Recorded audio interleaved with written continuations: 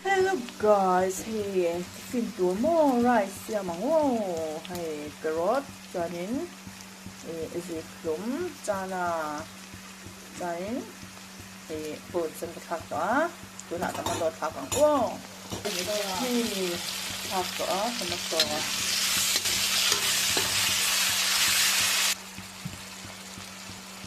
Rice kakang, oh guys.